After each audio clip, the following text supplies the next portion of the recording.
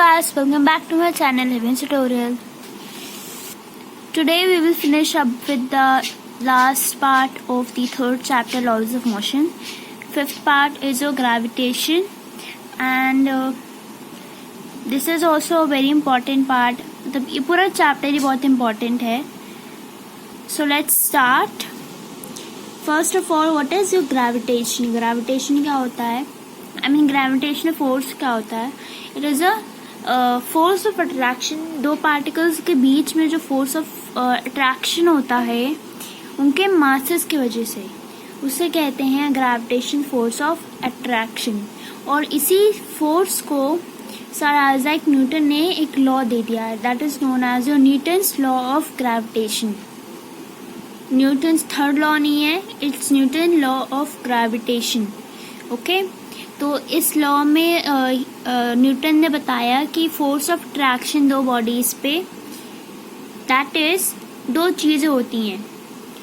पहली जो कि डायरेक्टली प्रोपोर्शनल है to the masses and inversely proportional to the squares of the distance between them. इन दोनों पॉइंट्स न्यूटन बताए थे, ये दोनों पॉइंट्स न्यूटन ने बताया था और इसी से एक फॉर्मूला बनता है, that is your force is equal to Gm1 m2 upon r square. पहले में क्या था, directly proportion to the product of the masses, m1 m2 हो गया, and inversely proportion to the square roots of distance between them. Distance between them तो radius ही हुआ, so radius r square.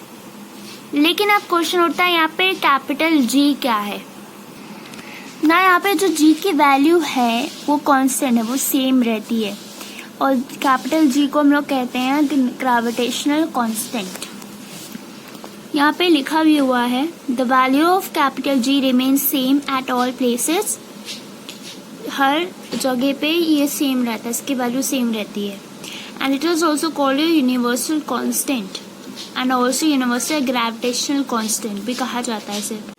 Now what is the unit and value of universal gravitational constant? So here this is a formula. F जब इधर आएगा तो R radius ऊपर चला जाएगा, same is here. And that's the unit of G.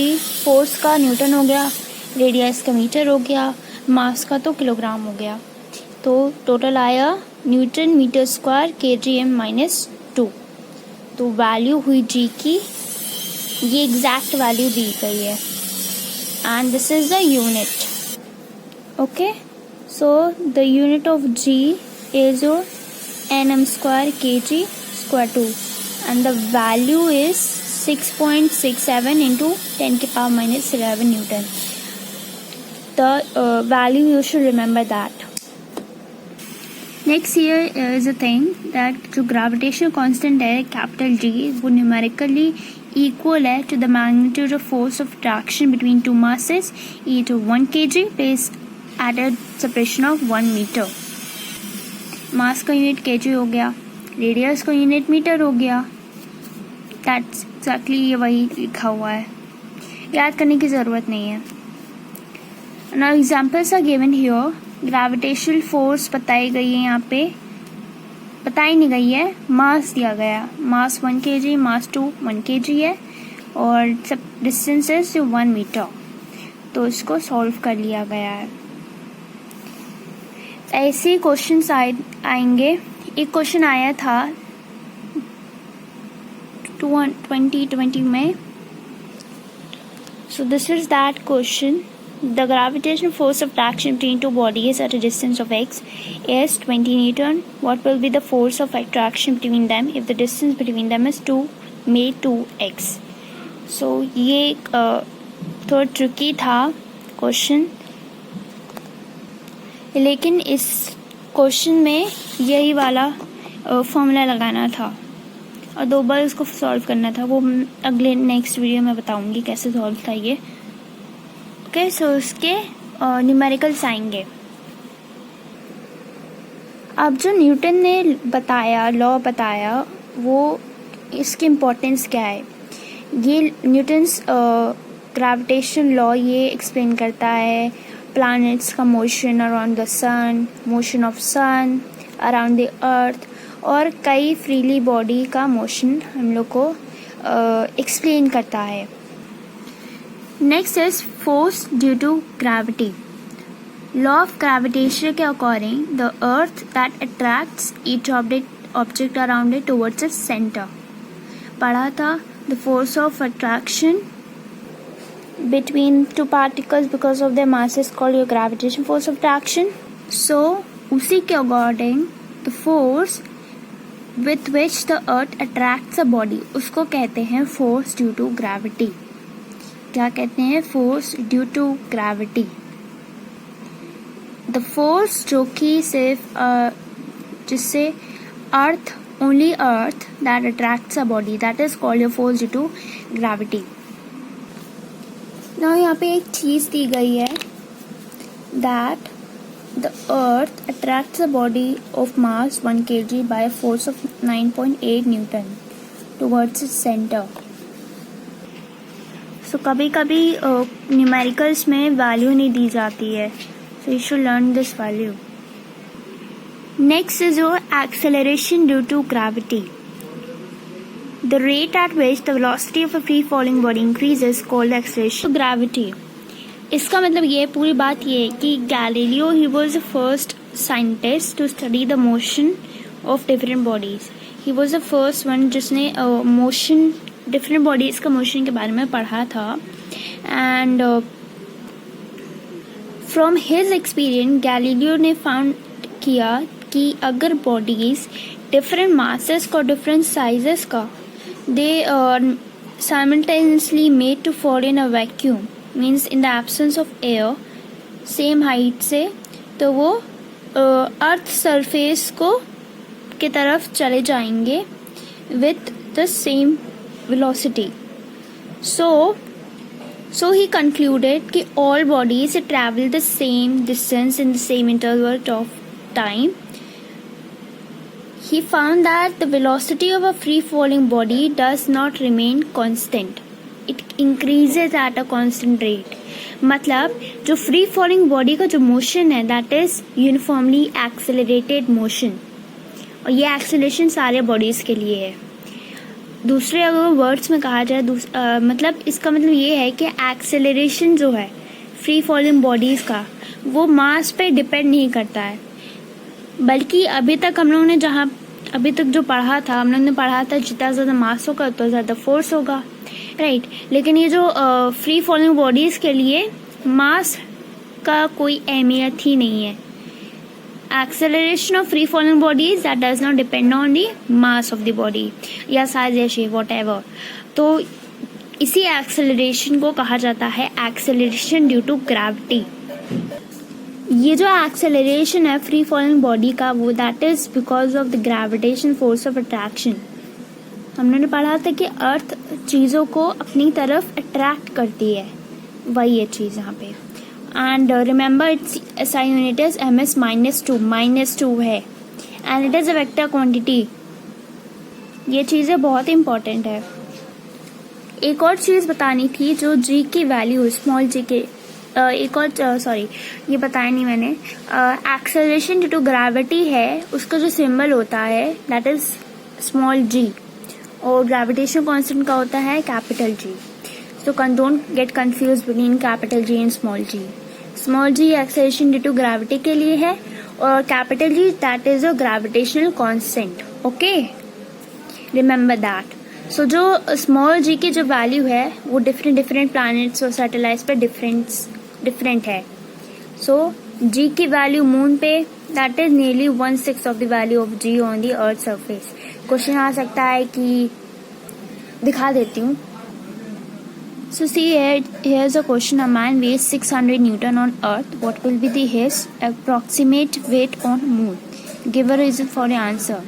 Value of g अभी हम लोग ने पढ़ा था मून पे that is the 1/6 value of the g on earth पढ़ा था, राइट. तो हम लोग क्या करेंगे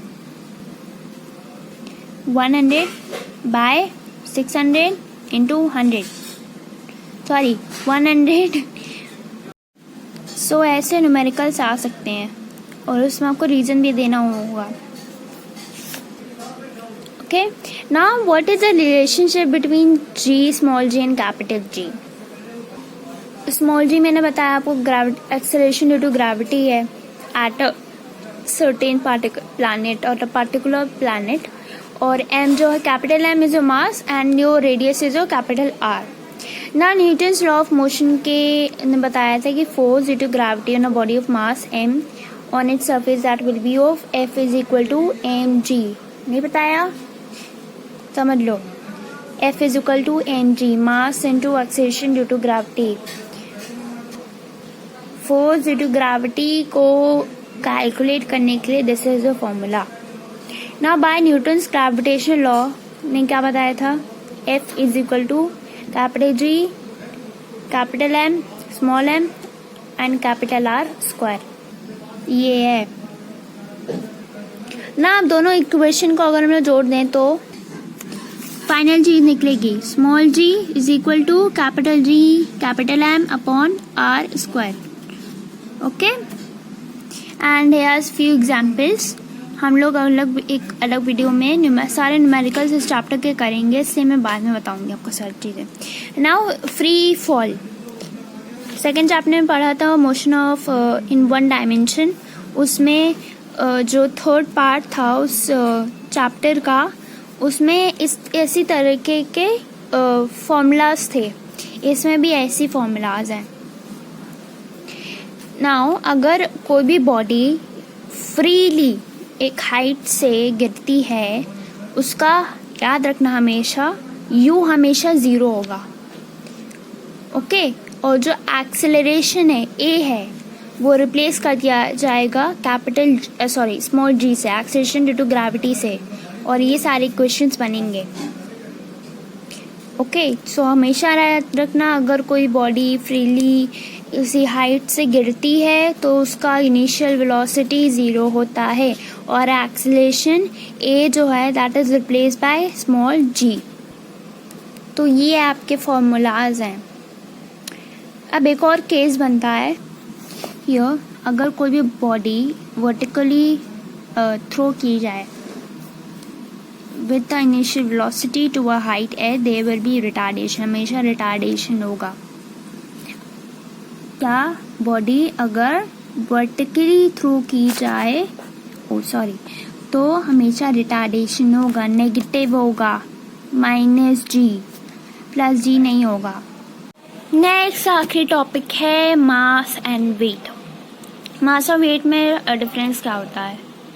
मास जो है, जो मैटर है किसी बॉडी में, अगर जैसे पतीला लिया है उसमें कुछ चावल रखा है तो उस चावल का क्वांटिटी उससे कहते हैं मास.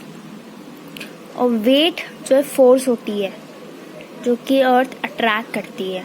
ये दो डिफरेंस है between mass and weight. And mass is a scalar quantity, उसकी ऐसा यूनिट होती है किलोग्राम, पता ही होगा. और वेट एक वेक्टर क्वांटिटी होती है, इसकी यूनिट होती है न्यूटन. सीरियस यूनिट होती है dyne. So 1 newton is equal to 10 की पावर 5 डाइन. भी डिस्टर्ब ना करें. 1 Newton is equal to 10 to the power 5 time. Now what is the relationship between weight and mass? Weight is equal to mass into acceleration due to gravity. Now why? Mass भी होता है, acceleration due to gravity वो force जो earth attract करती है. वही तो हम लोग ने वेट की डेफिनेशन में पढ़ा था. That's why weight is equal to mass into gravity, acceleration due to gravity. Now difference between है यहाँ पे. Mass it is a measure of quantity of matter contained in a body at rest. और weight होता है force with which the earth attracts a body. Mass scalar quantity होती है, weight vector quantity होती है. मास की यूनिट केजी होती है, वेट की यूनिट न्यूटन होती है. Mass that is measured by beam balance और physical balance, and weight it is measured by spring balance. एक और चीज मैं बताना चाहती थी एग्जाम्पल के थ्रू.